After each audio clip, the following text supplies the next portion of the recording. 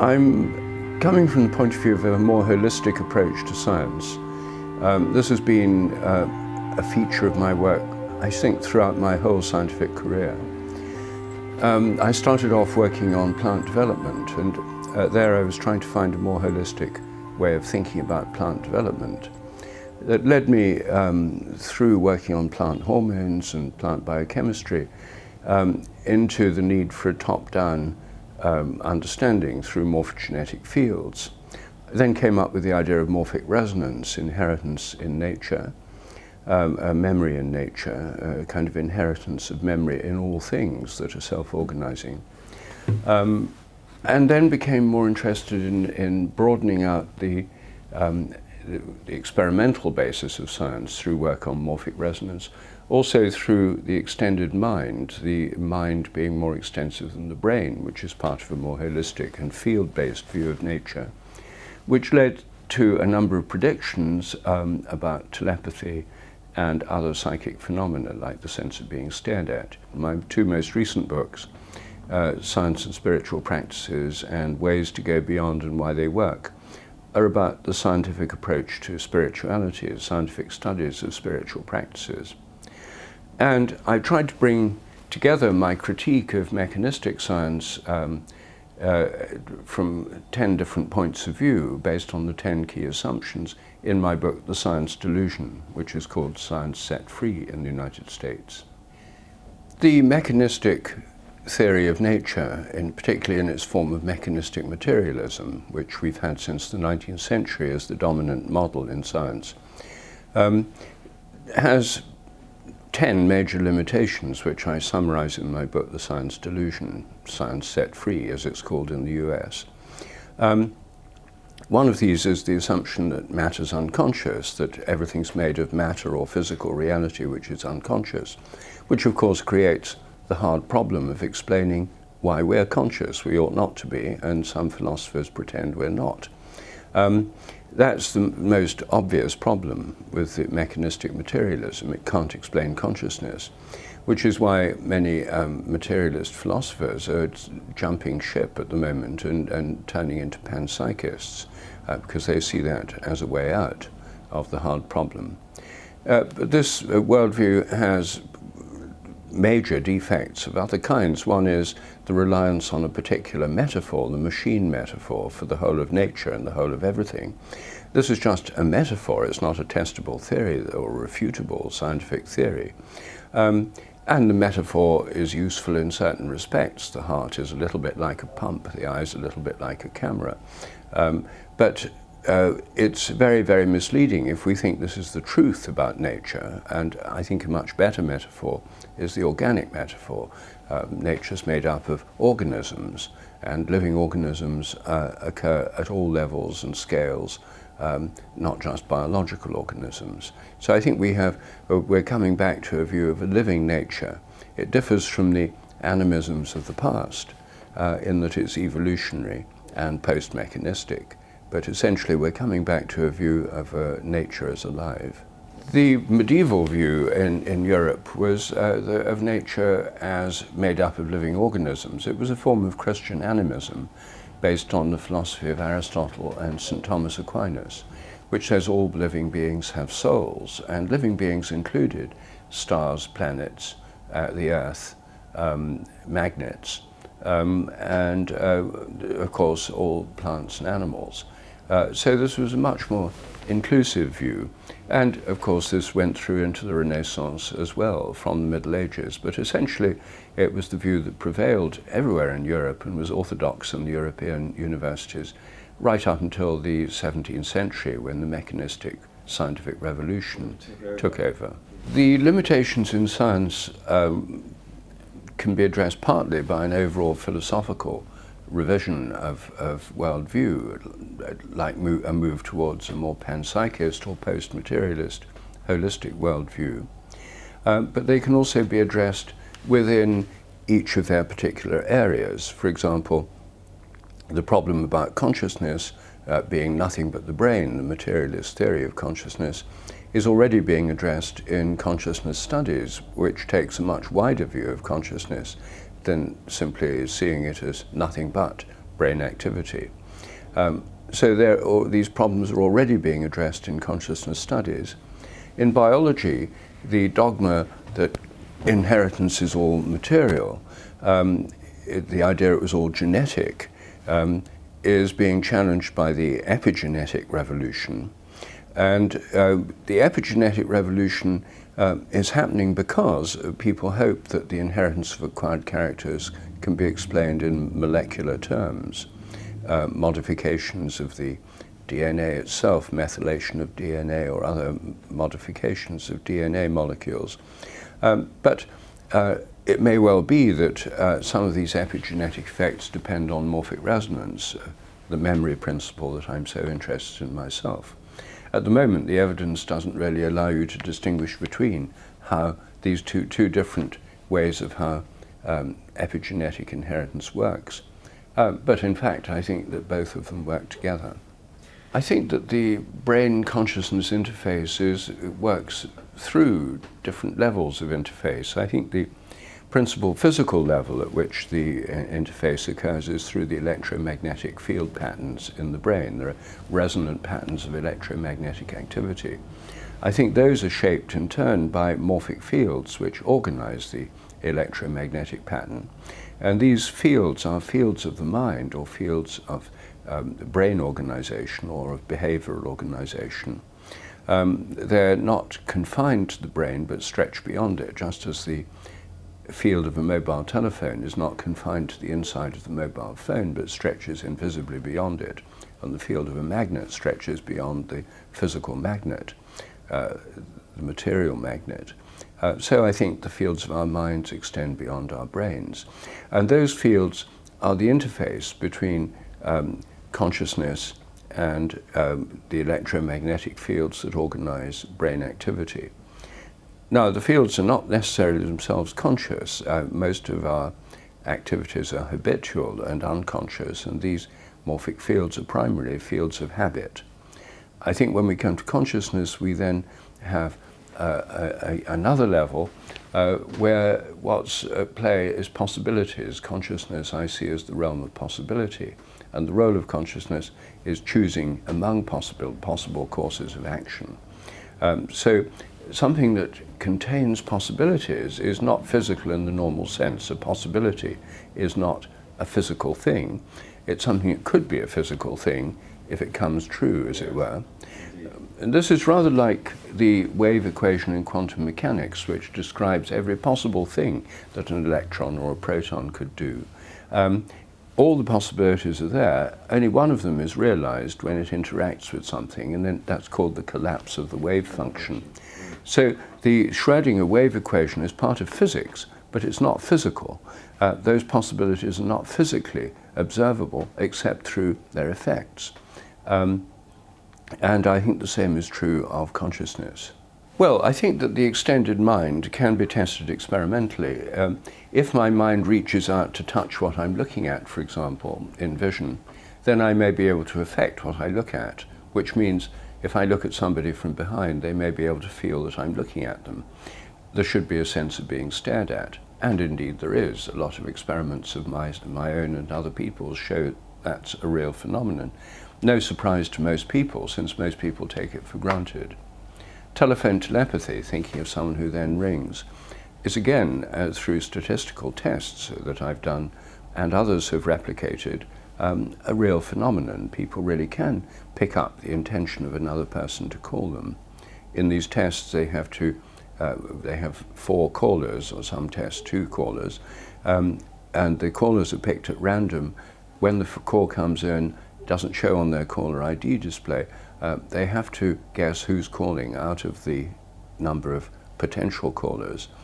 And if there are 4 callers, the chance level's 25%. In our filmed experiments, the actual hit rate was 45%, I mean, way above chance. So that's email telepathy, text message telepathy are very similar and show similar results. I'm currently interested in precognitive effects in relation to alarm clocks. I think that the fact that the great majority of people have found they wake just before an alarm clock is not due to a biological time sense that suddenly evolved after people started using clocks. in traditional societies people have a much more approximate time sense. I think it's a precognition of the actual alarm going off, or of the time at which people anticipate it going off, because some people can even wait without the alarm if they fix the time in their mind. So this is one of the subjects I'm looking into at the moment. All these experiments are examples of looking at the extended mind, the mind beyond the brain. Another example is where dogs and cats and other animals can pick up human thoughts and intentions from a distance. And that's the basis of my research on dogs that know when their owners are coming home, and a lot of other experiments with animals that show their telepathic abilities, which are much stronger than those of most people. So animals are actually a better place to work on this. And my point there is the extended mind is not some peculiarly human feature. It's a feature of all minds, including animal minds. The things like telepathy, the sense of being stared at, and premonitions are not paranormal, they're normal, they're not supernatural, they're natural, and they're part of our biological heritage. The precognitive alarm clocks is one area that I'm doing research on at the moment. It's very hard to do this with actually getting people to be volunteer, to be woken up at random times in the night. So I haven't succeeded in recruiting many people for this, but what I'm doing at the moment is collecting information on people who've woken before unexpected alarms like fire alarms, looking at the natural history of this phenomenon. Well, that's one area that I'm working on. Another thing I'm doing is trying to develop very easy to use apps for the sense of being stared at, for telephone telepathy, for things I've already worked on, but to make them very easy to do so many people can participate in them, so they can become classroom experiments in schools and colleges, for example. Doing these experiments would be a very good aspect of science education. The sense of being stared at is known to virtually every child. And if people can do experiments in schools on this, they'll find themselves at the very frontiers of science, in a highly controversial area of science, where they have their own personal experience, where they can make their own experimental contribution. There's no other way in which school children could be at the frontiers of research, except through these kinds of experiments.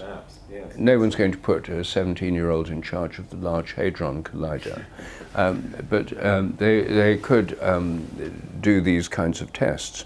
So part of my aim here is to make these tests readily accessible, then to set up competitions to find out if people can train themselves to get better at these tests. And so the idea would not be that these tests are establishing the phenomenon is real. It's already established, it's real.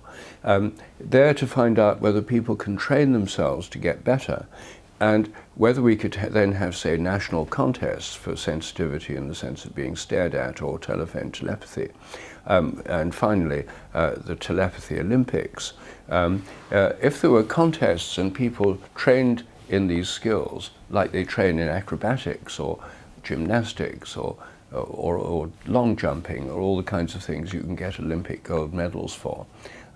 People put in hours and hours training for what are otherwise useless skills. In this case, it's a very interesting and important intuitive skill that people could train for and get better at. And I think if it then becomes clear that people can train, they can get better, they can win contests, the question of do these phenomena exist would cease to be a question. Yes. There'd still be residual pockets of hardcore dogmatic skeptics, like the Flat Earth Society, who'd go on saying it's impossible. But the issue would actually, the whole public debate would move on. I don't think most scientists read much outside their own area of expertise. I mean, physical chemists would be confined to some particular area of physical chemistry in which there'd be several dozen journals, and just keeping up with their own specialized subspeciality is the most that most scientists can do amidst grant applications and supervising graduate students and stuff, sitting on committees and going to conferences and editing journals and peer reviewing papers.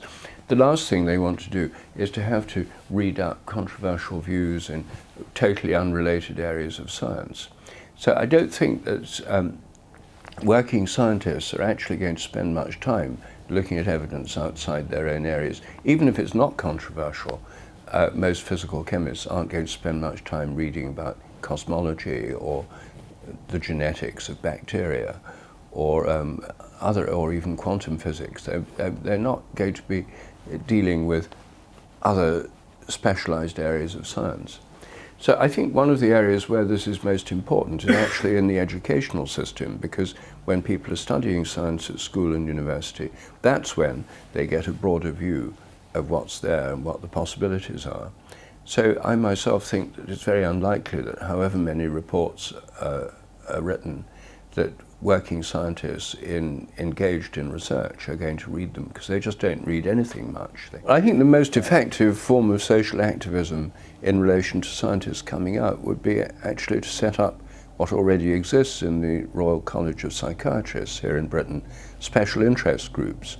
They have a spirituality special interest group, and they have what, over 1,000 members or something? It's nearly 4,000. Nearly 4,000. It's the largest group within the Royal College of Psychiatrists. Well, you see, if we had special interest groups among psychologists, among doctors, in professional organizations, among chemists, among biologists, then I think that these scientists in these areas would be able to discuss their own experiences. Many of them have had mystical experiences, many of them meditate, many have taken psychedelics, many of them have been interested or still are interested in exploring consciousness, the wider view of nature. But they're not going to talk about it in the laboratory tea room. They're only going to talk about it if they feel safe within a special interest group. And so I think having a template for special interest groups and helping to nucleate them in different areas of science would be a very valuable thing to do. I think a change in science towards a more holistic and post-materialist worldview would have a huge impact. I think the first thing is that it would mean that we have a sense of being connected with nature rather than separated from it, that we're part of an interrelated world. And the very fact of climate change is making that more and more obvious to more and more people. So in a sense, one's going with the flow of the change in popular consciousness. Secondly, I think that the materialist worldview, which is intrinsically atheistic, has alienated a great many people from religion and from a spiritual perspective by saying it's all nonsense. The only thing consciousness does is change things inside your brain. There's no consciousness out there. There's no God, spirits, angels, spirits of the deceased or departed. There's no life after death. It's just blank when you die. It's nothing but the brain. That view, if you believe it, renders all religions and practically all spiritual practices pointless. I mean, few spiritual practices still make sense if you meditation could still make sense subjectively, even if you believe it's nothing but the brain. But petitionary prayer wouldn't make sense in that context, for example. So some spiritual practices are still possible for committed atheists and materialists. But I think that this change in worldview would open up a whole new area of possible dialogue between science and religion, and could even be part of the thing that would allow a spiritual and religious revival, a new stage of spiritual evolution, which I think we're actually entering into. So that would be a very major effect on society, on education, on people's personal lives. And then for science itself, the reason I think this is so important is the American title of my book, The Science Delusion, Science Set Free. It's really about liberating science from a dogmatic straitjacket which has constricted it for so long and restricts what scientists can think about and what they can do. For example, in astronomy and cosmology, it's taken for granted that the universe is dominated by gravitational forces and other physical forces, and everything has to be explained in those terms, even though they're perfectly happy to admit multiverses and quantum zero-point energy fields and quantum vacuums and dark energy and dark matter, none of which can be explained really. dark matter and dark energy are 95% of the universe and are utterly unknown to us. So it's not as if this is a perfect triumph of clarity of understanding. It actually proves that 95% of reality is totally obscure. Now, in that context, the one thing that isn't debated is the idea that galaxies, stars, and planets might have minds, might be thinking, they might be conscious, they might be alive. If a galaxy is alive, then the organization of the stars within it would be a bit like the way a living organism organizes the cells within it. It doesn't do it by gravity. It does it by other organizing principles.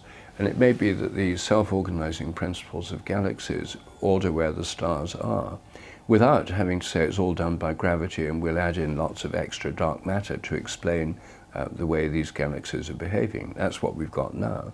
But a complete range of possible explanations are ruled out by these materialist assumptions. I'm not saying that we can easily prove that galaxies are conscious. We can't prove they're unconscious either. But we can entertain a hypothesis that if they're living organisms, how might they organize themselves and what forms might this self-organization take. We can open up whole new ways of thinking, whole new kinds of questions, which would make science much more exciting and more fun, in my view. I think that for students in studying science today, it's very difficult because they're being taught dry, mechanistic, materialist science, which the actual leading edges of science have moved on beyond. In some cases moved on long ago, but what's taught in schools and universities on the whole is unreconstructed mechanistic materialism. And science is also seen not as an exciting arena of big new questions, but as one where the big questions are more or less settled and it's a matter of filling in the details. Which they also thought at the end of the 19th century. They also thought that in the 19th century. And then students, their main job is to memorize or learn huge bodies of fact and to regurgitate in examinations and to do practical classes where they get the expected results. And if they don't get the expected results, they don't go on to become scientists.